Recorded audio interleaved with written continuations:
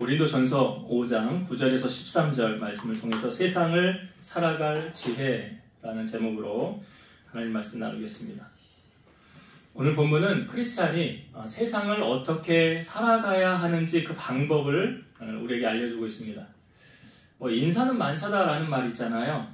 우리가 이 세상을 살아갈 때 인간관계를 하지 않고 세상을 살아갈 수는 없지 않습니까? 사회생활 하다 보면 일 때문에 힘든 것도 있지만 더 힘들다라고 말하는 건 사람과의 관계에서 오는 스트레스 때문에 많은 사람들이 더 힘들어하지 않습니까? 그래서 요즘 보면 세상이 이렇게 돌아가는 걸 가만히 보면 사람이 해야 될 일을 그 사람 대신 기계가 많이 하는 걸 보게 되죠. 예전에 식당 같은 데 가보면 예전에는 다 사람이 와서 주문서 갖다 주고 뭐 드시겠습니까? 주문 받아서 적어서 하는데 요즘은 좀 발전된 식당들 같은 데 가면 테이블 위에 키오스크라고 그러나요? 이런 거 있죠? 그래서 여기서 그냥 주문을 다 해요. 옛날엔 사람이 하던 거 아닙니까? 여기서 주문을 다 해서 어떤 거는 거기서 결제까지 아예 다 되도록. 우리 안고사님은 저기 신세대가 아니시기 때문에 패스트푸드점 롯데리아 이런 데 잘 안 가보셨죠? 안 가봤어요. 예, 안 가봤죠. 제가 좀 모시고 가봐야 되는데 그런 데도 좀 젊게 사시게. 근데 거기도 가면 직원이 오더를 받지 않아요. 예, 거기도 앞에 입구에 이렇게 자기가 선택하는 게 다 있어요. 이걸 다 담은 다음에 거기서 카드 넣고 결제를 하면 번호가 딱 떠요. 내가 주문한 번호가 120번이구나. 그럼 120번 지금 하고 있다고 뜨고 나중에 다 되면 주문 다 요리 나왔다고 찾아가라고. 이렇게 이제 사람이 하던 역할을 기계가 대신하는 것을 보게 되죠. 어떤 휴게소는 가보니까 라면도 기계가 끓인다면서요. 어느 휴게소에. 예, 사람이 안 하고 기계가 가서 라면을 넣고 끓여서 하여튼 요즘 점점점 진화가 돼서 아무튼 사람이 해야 될 일을 기계가 많이 하는 것을 보게 됩니다. 커피 같은 데도 다 그렇고요. 요즘 여기 앞에 딱 들어가면 키오스크라고 큰 거 있어요. 거기다 이제 주문해서 아무튼 다 그런 방식 아닙니까? 그러니까 점점 사람이 해야 될 일을 기계가 맡아서 하고 있더라. 그러니까 사람이 서야 될 자리는 점점 더 줄어드는 것이죠. 근데 그게 장점이 될 수도 있고 단점이 될 수도 있는데 사람 때문에 오는 스트레스는 받지 않아서 그건 좀 좋지 않나라는 생각이 들어요. 목회를 하는 목사님들 가운데 목회가 왜 힘드냐라고 물으면 목사님들이 뭐 때문에 힘든데 두 가지 딱 제가 생각해 보니까 그래요. 딱 두 가지가 힘들어요. 첫 번째는 뭐가 힘드냐? 사람과의 관계예요. 사람과의 관계. 이 사람과의 관계에서 오는 스트레스, 이건 겪어보지 않은 사람, 겪어보신 분들은 알 거예요. 목회를 하다 보면 이렇게 좀 목사님 말에 순종도 잘하고 잘 섬기고 신앙생활을 열심히 하고 이런 사람을 향해는 스트레스 받을 일이 없지 않을까요? 목사님들이 그렇잖아요.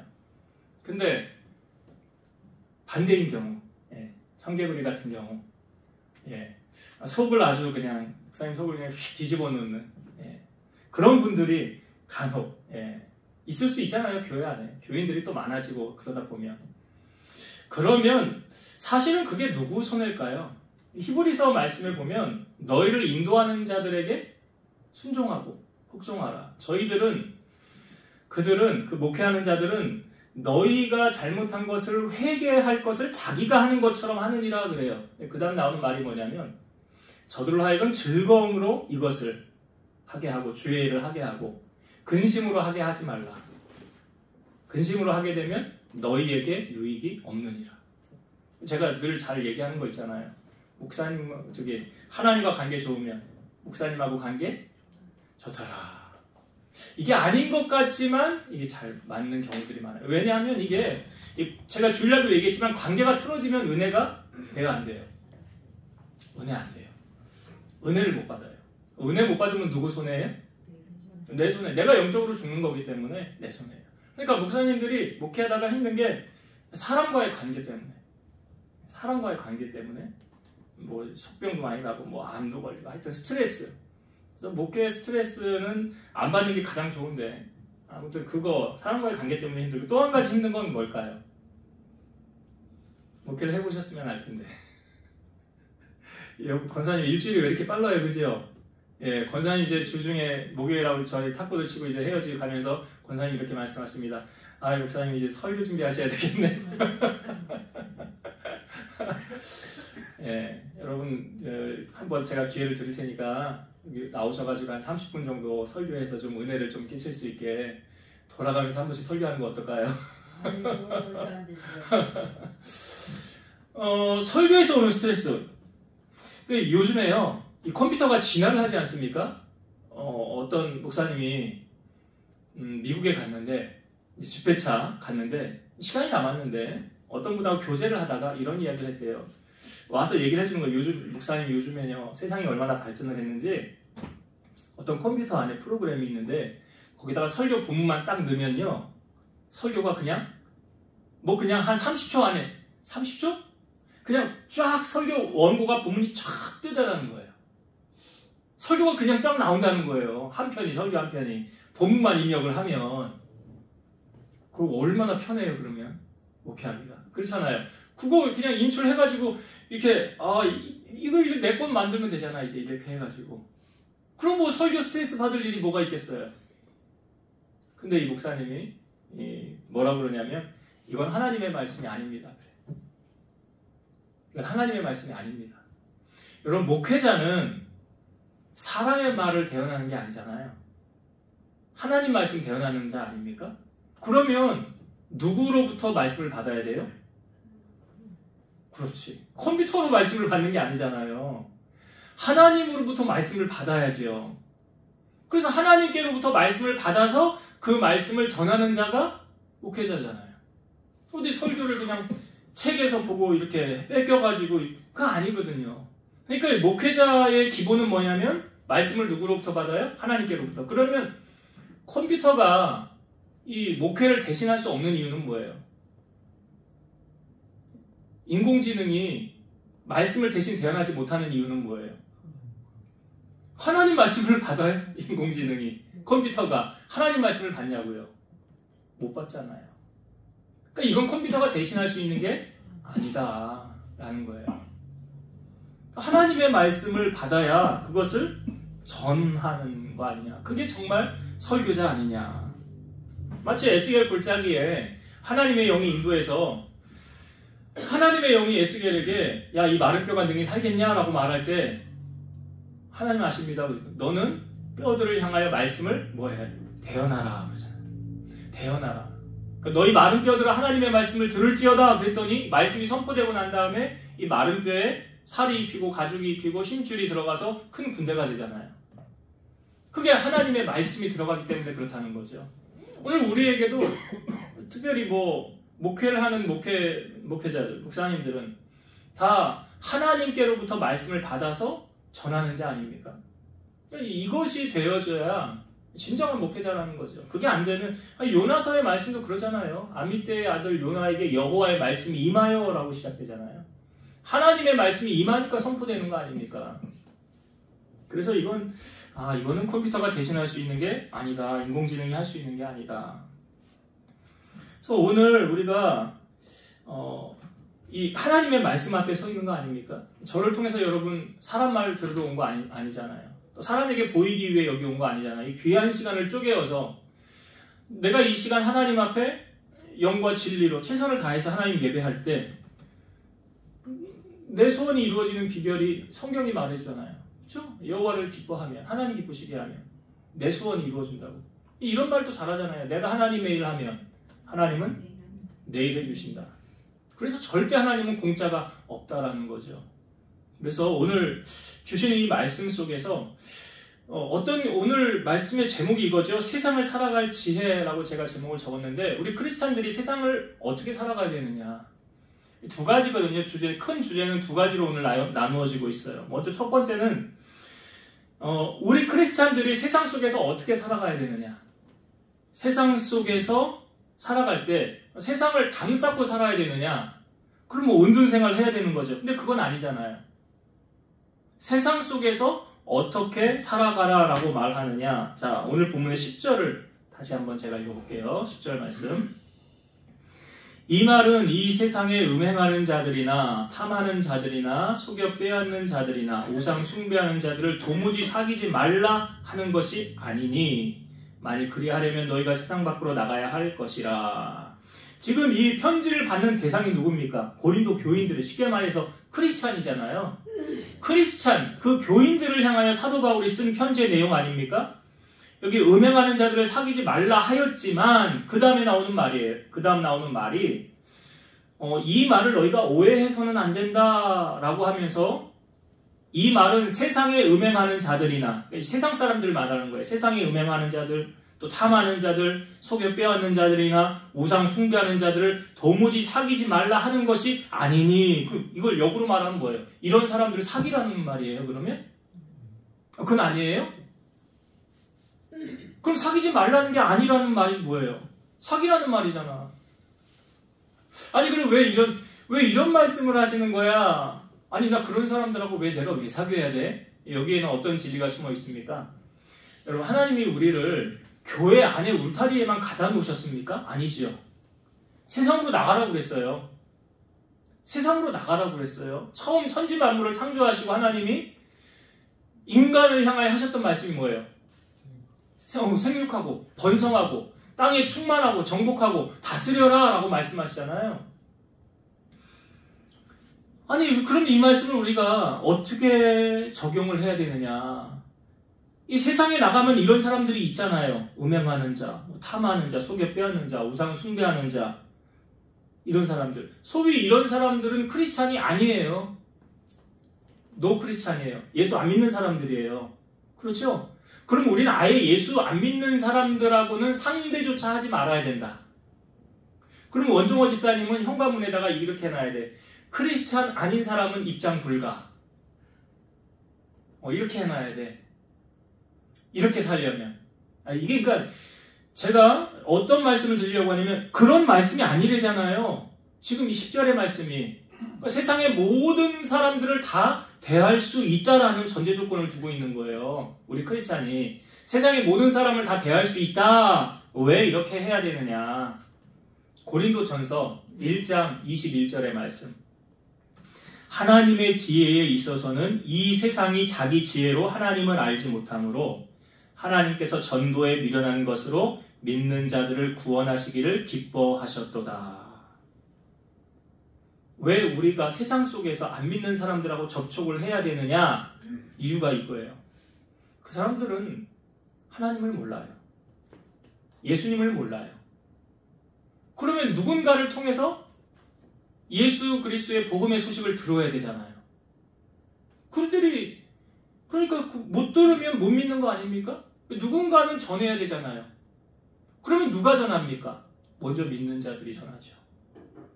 먼저 믿는 우리들이. 사도 바울이 뭐라고 그래? 자기가 복음의 빚진 자라고 말하잖아요. 그래서 그 빚을 갚기 위해서 1차, 2차, 3차, 로마까지, 서바나까지 복음을 전한 거 아닙니까? 그러니까 여기에 이런 전제 조건이 있는 거예요. 그런 자들을 구원하기 위해서는 그런 자들을 만나야 된다라는 거예요. 안 만나면 구원할 수 있어요?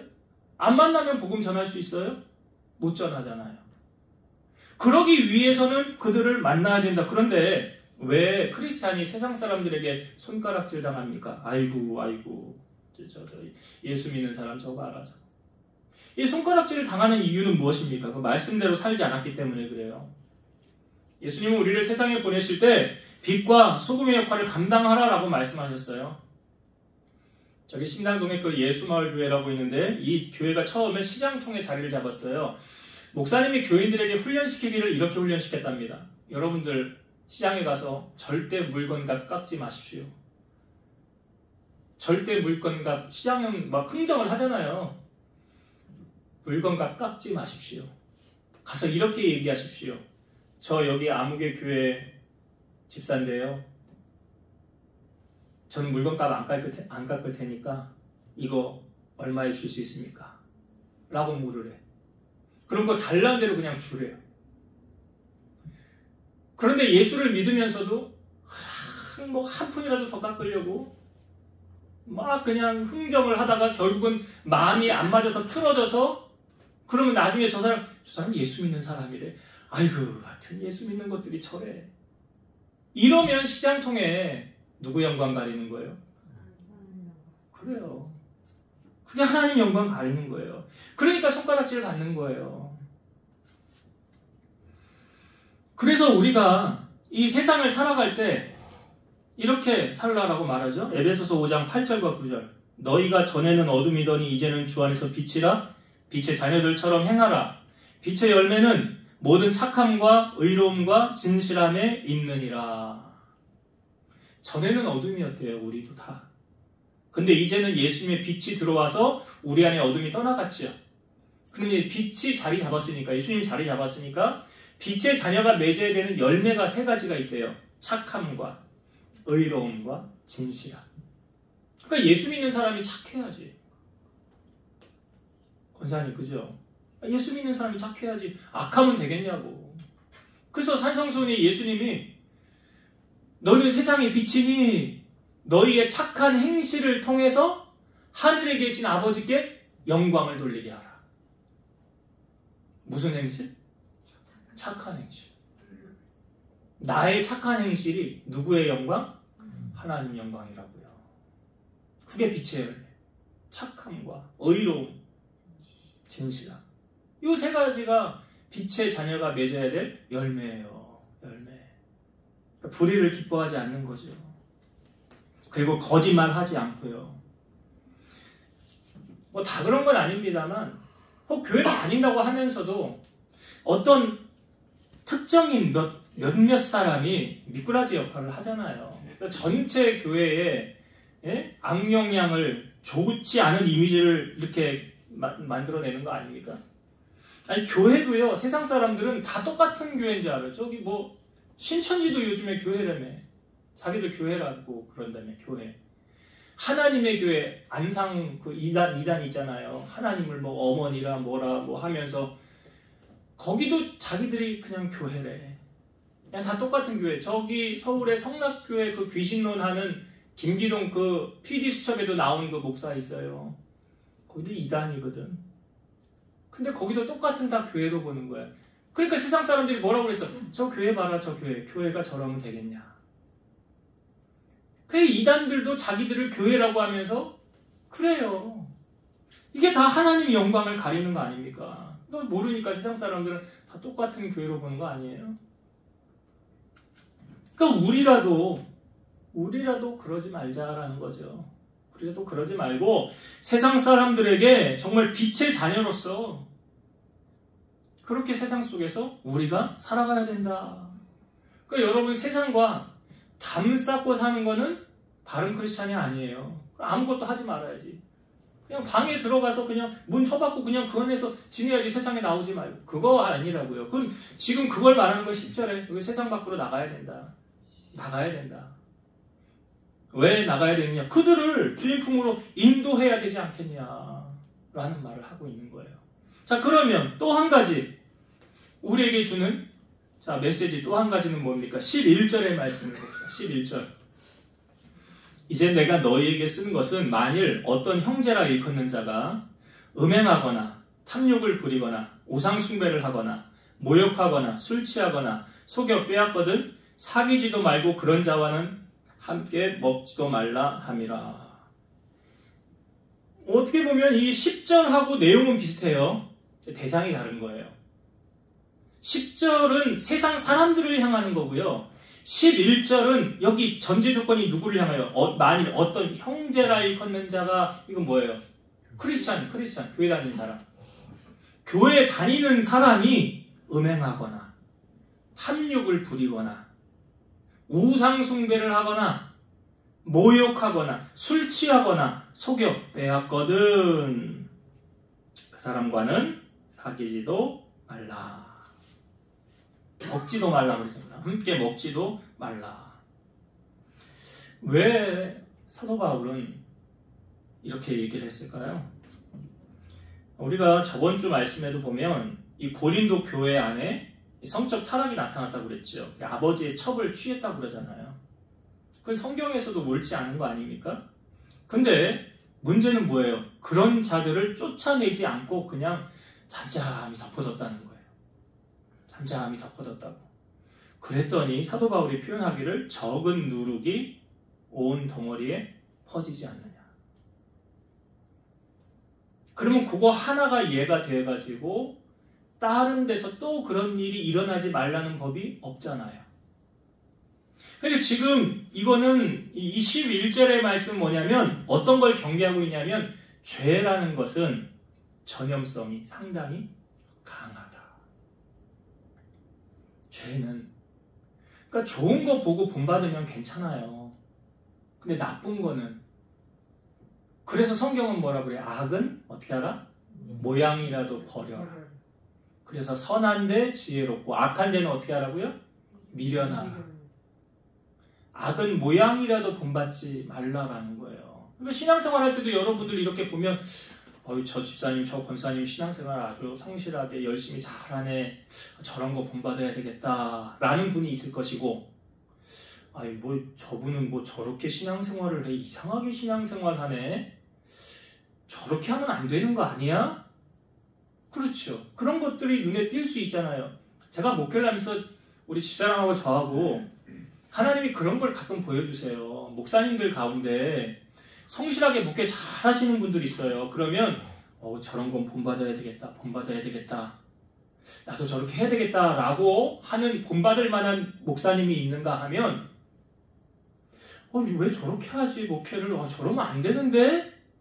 라는 걸 보여주는 분들이 있어요. 저건 아닌데 왜 저렇게 하실까? 그럼 왜 보여주실까요? 너는 그렇게 하지 말라. 너는 그렇게 하지 말어. 그거예요. 우리가 주일날 나누었던 엘리 제사장이 목사님이잖아요. 그렇게 하면 안 되는 건데 그렇게 하지 말라는 거잖아요.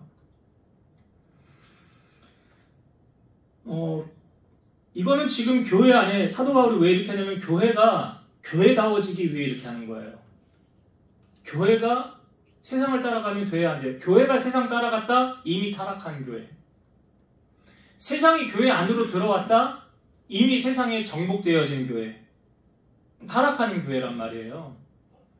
고린도전서 3장 17절 누구든지 하나님의 성전을 더럽히면 하나님이 그 사람을 멸하시리라. 하나님의 성전은 거룩하니 너희도 그러하니라. 우리의 몸이 뭐라고요? 성전이래잖아요. 그럼 지금 여기 10절은 이 말씀이 사실은 적용이 안 되는 거예요. 10절은 세상 사람들에게는. 근데 11절의 말씀은 이 고린도전서 3장 17절의 말씀이 적용이 되어지는 거잖아요. 교회를 다니는 사람이니까.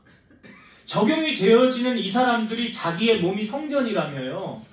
하나님이 내 안에 계신다며요. 성전이면 자기 성전 관리를 어떻게 해야 돼요? 이렇게 하면 안 되죠. 음행하거나 탐욕을 부리거나 우상을 숭배하거나 모욕을 하거나 술 취하거나 속여 빼앗거나 그러면 이미 성전으로서의 역할은 끝난 거 아닙니까? 자기 몸 성전 관리 잘 못하는 거잖아요. 신앙생활도 이 진짜와 가짜, 예수님이 이건 진짜고 이건 가짜다라고 딱 알려주신 게 있잖아요. 모래 위에 집 지은 사람 가짜, 반석 위에 집 지은 사람 진짜. 그거 모래 위와 반석 위는 뭘로 나뉜 거예요? 말씀을 듣고 행하는 사람은 반석 위에 집을 지은 사람이요, 말씀을 듣고 행하지 않는 사람은 모래 위에 집을 지은 사람이니라. 그러니까 지금 이 11절에 이 사람들은 하나님 말씀을 듣고도 행하지 않는 거잖아요. 그럼 모래 위에 집 지은 사람이죠. 이런 사람이 결국 구원 받을까요? 천국 갈까요? 요한계시록 22장 15절 개들과 점술가들과 음행하는 자들과 살인자들과 우상 숭배자들과 및 거짓말을 좋아하며 지어내는 자는 다 성 밖에 있으리라. 성 밖에 있으리라. 천국 가지 못한다는 거 아닙니까? 그러니까 성도라고 다 성도가 아니잖아요. 하나님의 자녀답게 살아가는 사람이 진짜 하나님의 자녀다라는 거예요. 그러니까 이거 사도 바울이 고린도 교회를 지키기 위해서 이 말을 하는 거예요. 근데 저는 이 말씀을 이거 참 우리가 이 말씀대로 이렇게 살아야 되는데 정말 교회 안에 이런 일을 행하는 자들은 이렇게 제적을 시키거나 다른 데로 쫓아내거나 이렇게 해야 되는데 요즘 실상 이 교회 안에 만약 이런 일이 벌어졌다고 할 때 이 13절의 말씀에 보니까 이 쫓아내라, 내쫓으라 라는 말씀까지 있거든요. 정말 이렇게 할 수 있을까라는 의문. 개척교회 한 사람이 얼마나 귀합니까? 한 사람이 얼마나 귀해요. 그러니까 이거는 미연의 사전에 말씀으로 일단 교육하고 양육해서 이런 일을 행하지 못하도록 하는 게, 그렇죠? 예방 아닙니까?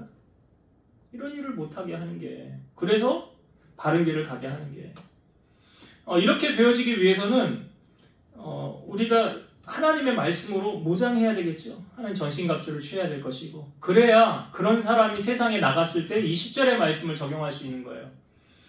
우리가 욥을 롯 비유를 하면서 롯이 소돔성에 갔을 때 어떻게 했다고 성경이 말합니까? 그 불법한 행실을 보고 들음으로 의로운 심령이 상하였더라 그러잖아요. 상하였더라. 그러니까 세상을 안 가야 되는데, 그러니까 이것도 세상 속에 우리가 살지만 세상의 나쁜 것을 본받을지는 말고 그들을 구원하기 위해서 접촉을 하는 거지, 다른 의도, 세상이 좋아서 따라가기 위해서 나가지는 말라라는 전제 조건이 있는 거예요. 이제 말씀을 정리하고 마치겠습니다. 오늘 우리가 크리스찬이 세상 속에서 어떻게 살아가야 되느냐, 그러니까 사람들을 대하는 두 종류의 자세에 대해서 오늘 우리에게 알려주고 있어요. 사람들이 여기 죄를 저질렀을 때, 쉽게 말하면 음행하거나 탐하거나 속여 빼앗거나 우상 숭배하거나 그런 자들, 세상 사람들 우리가 만났을 때 무조건 기피하고 멀리하는 게 아니에요. 그건 아니라는 거죠. 성경이 말하기는. 왜냐하면 그들이 복음을 모르기 때문에, 하나님을 모르기 때문에, 진리를 모르기 때문에. 사도 바울도 자기가 죄인 중에 괴수라고 말하잖아요. 왜? 내가 그전에는 예수님을 몰랐기 때문에 이렇게 행하였다라고 말하잖아요. 그러나 주님을 안 이후부터는 그렇게 하지 않았다라고 말하잖아요. 그래서 하나님을 모르는 저들을 향하여 주님의 품으로 인도하기 위해서는 우리가 세상으로 나아가야 된다. 그러니까 그런 자들을 담쌓을 필요는 없다라는 거예요. 왜? 복음을 전해야 되니까. 복음을 전해야 되니까. 그러면 11절에는 어떤 형제가, 그러면 성도들이, 교인들이 그러면 어떻게 해야 되느냐? 이것도 먼저 단계가 있어요. 훈계하는 거예요. 먼저 온유함으로 훈계해서 바른 길 가게 하는 게 사실은 먼저예요. 당신 그렇게 하면 안 되잖아요. 말씀에 빗나가잖아요. 하나님 기뻐하는 대로 살아야 되지 않겠습니까? 권하고 바른 길을 가게 하고, 혹시 악한 영이 씌었을 때도 온유함으로 징계함으로 그 마귀를 떠나게 해서 바른 길을 가게 하면 그건 잘하는 거죠. 그러나 그럼에도 불구하고 그가 계속 세상적으로 가면 어떻게 하라? 내쫓으라. 그러니까 말씀이 사실은 이런데요. 우리가 이렇게 살지 않기 위해서는 꼭 묵상해야 될 말씀이, 내 몸은 뭐라고 그랬어요? 성전이다. 내 몸이 성전이다라는 것을 늘 인식을 하면서 주님이 내 안에 함께 계신다라는 거. 주님이 내 안에. 어렸을 때 우리 우리미가 그런 얘기를 하더라고요. 한 5살 땐가 4살 땐가 얘기를 했던 것 같아요. 뭐라고 얘기를 하냐면, 애들이 참 순수하잖아요. 예수님이 내 안에 계셔서 내가 먹는 밥을 예수님이 먹고 있어. 그러더라고요. 예수님이 내 안에 있어서 내가 먹는 밥을 예수님이 먹고 있어. 이거 믿음 좋잖아요. 주님이 자기 안에 있다는데. 우리가 그걸 잊지 마시고, 주님이 내 안에 계시니까 내가 주의 성전으로서의 역할을 잘 감당하고, 혹 죄 가운데 있는 자들을 바른 길로 온유함으로 인도해서 바른 길 갈 수 있도록 그런 선한 역할을 감당하는 여러분들이 다 되기를 주의 이름으로 축원드립니다. 기도하시겠습니다. 지금도 살아계셔서 역사하시는 우리 아버지 하나님, 오늘 주신 말씀은 크리스찬들이 세상 속에서 어떻게 살아가야 되는지, 믿지 않는 자들을 우리가 만났을 때에 그들을 담쌓고 지내라고 하지 않으셨습니다. 세상 속에 가라고 하셨습니다. 그 이유는 전도에 미련한 것으로 그들을 구원하기를 하나님은 기뻐하셨다고 하셨습니다. 우리가 복음의 통로가 되게 하셔서 저들로 하여금 그리스도의 복음을 전하게 하시고 저들이 복음을 알아 이제 세상의 것을 버리고 주님을 믿을 수 있는 그러한 축복의 전도자의 역할을 저를 잘 감당하게 도와주시옵소서. 또한 교인들 가운데 이런 악함에 젖어 있다고 한다면 저들을 바른 길을 갈 수 있도록 온유함으로 저희들이 훈계하고 바른 길을 제시할 수 있는 저희를 되게 하시고 특별히 우리들 또한 악한 것에 물들지 아니하도록 항상 내 몸은 하나님의 성전임을 잊지 않고 하나님 말씀 안에 굳건하게 세워져 갈 수 있는 우리 성도들, 그래서 주님 오시는 그날까지 승리하는 우리 성도들 다 되게 하여 주옵소서. 예수님의 이름으로 기도드리옵나이다. 아멘.